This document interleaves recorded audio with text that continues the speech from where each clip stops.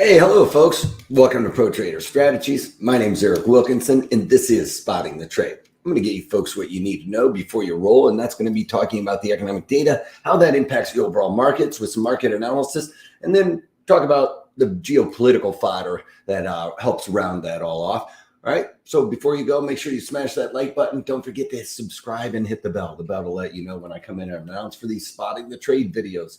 All right, Thursdays I do regular videos. All right, so I talked about it. It is going to be a pretty light week. As a matter of fact, yesterday was a holiday for some European countries. We had Germany, France, everybody else closed. So pretty quiet day. As a matter of fact, I think it's going to be a pretty quiet week. I talked about we don't have a whole lot of economic data coming out today. We do have some smaller ones with like Japan getting their leading indicators coming in. Economic indicator coming in at 102, which is a pretty decent number for them. We also have Janet Yellen speaking, and services PMI for Great Britain coming in at 53.4, expected to be 51.8. So a little bit better than expected. We've been seeing some of those numbers come off a little bit, like Germany coming in with their factory orders negative 2.7%, expected to be a positive 0.4%. They did revise last month's abysmal number, negative 4.7 up to negative 4.2. So a bit of a revision there, but not making up for that headline number. That's a big miss. And as a matter of fact, that was kind of a kick in the pants for most people seeing that come back. Now, how does that tie into everything we've been talking about? Real quickly, let's just briefly go over some of the economic data we've been seeing lately, right? We've been seeing these PMI numbers come in better than expected, above 50, right? Now, I've talked about this probably for as long as I've been talking about economic data and stuff like that. The PMI number is forward-looking. These purchasing managers, the folks in charge of seeing the demand, they're the ones on the front lines of manufacturing or demand structure. So they're looking out there, seeing you and I demand their products, so they ramp up production ahead of that to get to that demand, right? So when they see the demand pulling back, folks aren't really going out there wanting their products anymore. Well, then they pull back on purchasing of the raw materials that go into the manufacturing sector. Well, we haven't seen this pull back at all. We've seen inventories start to rise. I've talked about this. There's a bit of a disconnect. We're seeing inventories rise heading into the summer, which is out of season for that type of ramp up in inventory. We'd see that usually coming out of the fall, say October, September, October, maybe even August if we're really kind of thinking it's going to be busy. But right now, folks, we're in June and we're continuing to keep this production level at where we are from last year. So we haven't slowed down at all. The inventory is really building up. Now we're starting to see a lot of these retailers coming out and talking about inventory levels in their earnings calls. All right. We are starting to see inventory levels rise. That is causing a bit of a drag, and those inventory levels are costing us more because of the energy crisis that we're having here with crude oil making its massive moves higher as of recently. We've seen crude oil move up into the 120s, right? So that is obviously not going to be something good for us.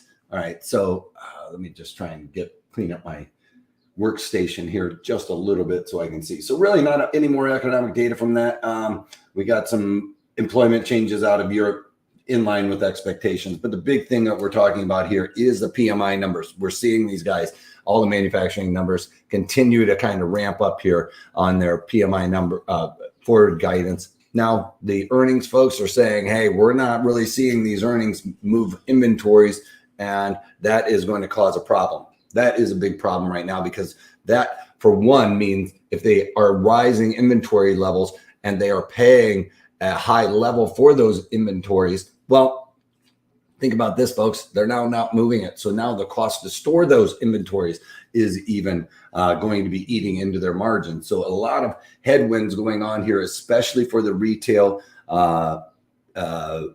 brick and mortar type of business right now. So a lot of things are some headwinds here. One thing that I want to talk about here is crude oil is going to continue to cause problems in the economy here, folks. And Biden, I'm tired of like dancing around this, has got to open up these permits. He has not opened up a single well or allowed a single well or a single new permit to be released to open up the oil from the most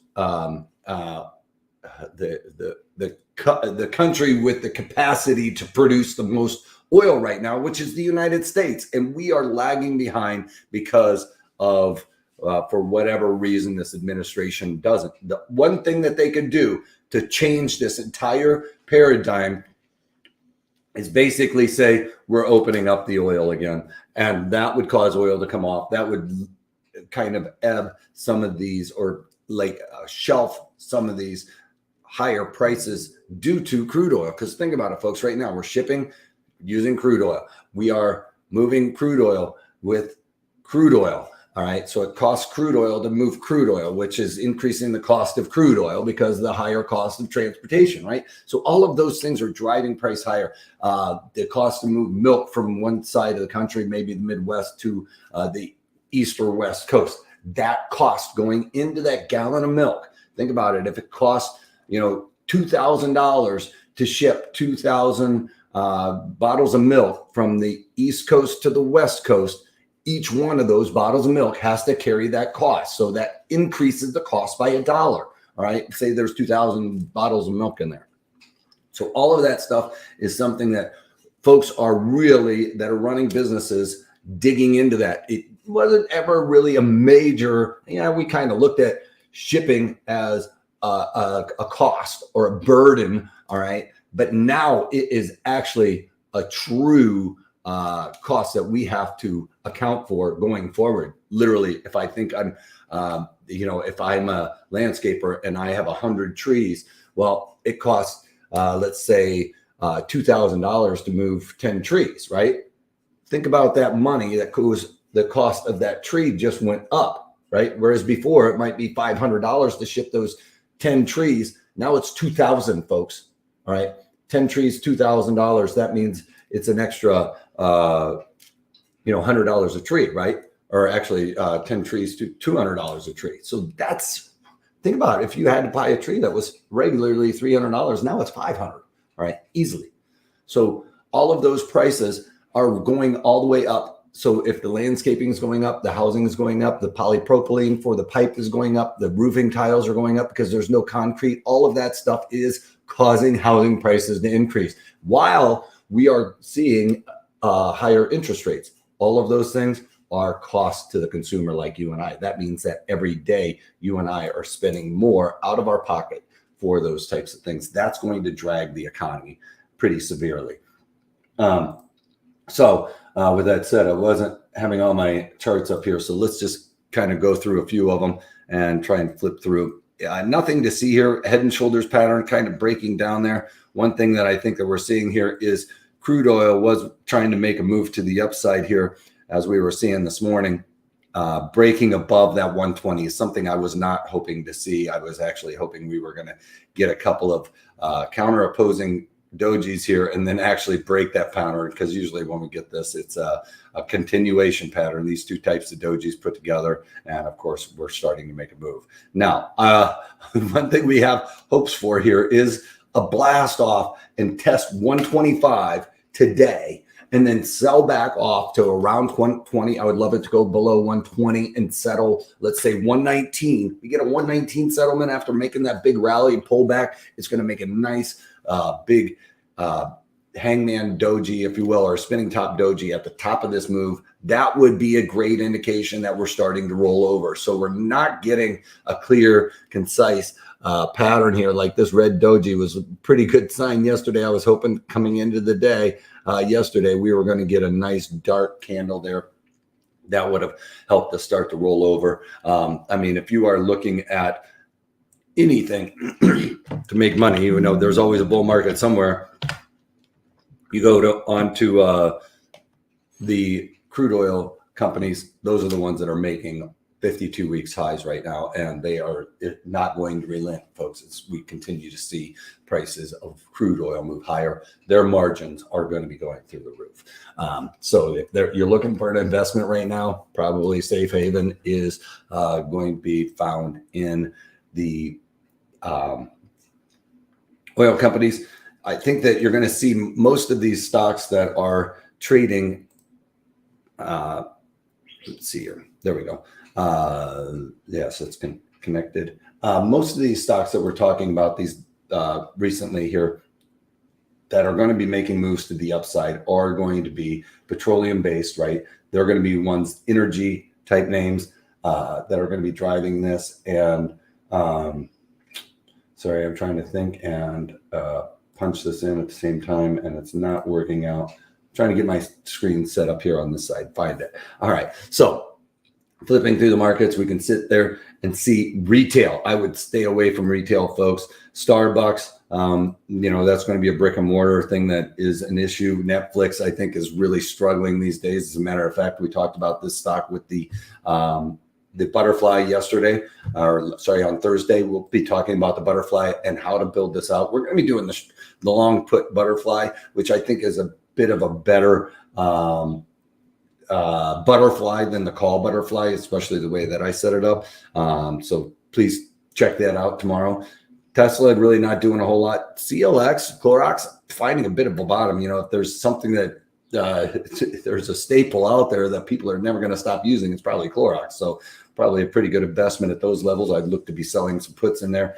Go back in there. We can see we've got relatively high volatility. Clean month, no earnings. So folks, this is a perfect example of something that in a time like this where we're looking for opportunities, we got some high volatility. As you can see, if we put this in a range, it's definitely at the higher end of the range, even if I kind of draw in that top there. But I would usually say that this is around the level of high volatility for this underlying. So therefore, it would be an opportunity to sell options. And that said, if we're selling options in something like CLX, then I would be looking at the July that's expire in 37 days. Why? Because he's got that massive theta ramp up that's going to be happening in there. Really like falling off a cliff, theta is going to be going crazy in there.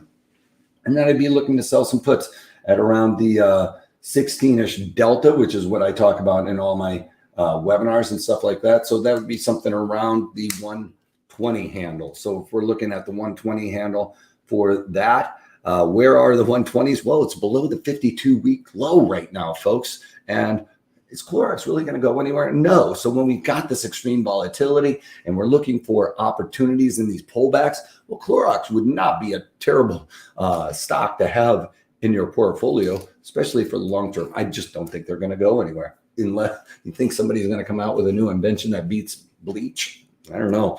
Anyway, it's possible, but highly unlikely. There's the puts in the July 120. I'm going to be looking at trying to sell those. They're trading or pre-market. I think they'll probably be looking at somewhere around $1 to $1.25 open. I would be looking to sell them around 115 or something like that. All right. So look for me in there trying to get off my short puts in Clorox today. And that's about all, folks. Look for opportunities like that. Staples, aren't going to go anywhere. People are going to have bush beans or something like that during a recession. Clorox bleach still going to be bought. Things like that will hold over the long duration. Cars, things that are really tied to inflation, probably going to be a bit of a more difficult road to hoe. All right, that's all I got for you guys. Don't forget to smash the like button, subscribe with the bell, because that'll get you on these videos that are unannounced. And finally, if you can't take that, take it easy.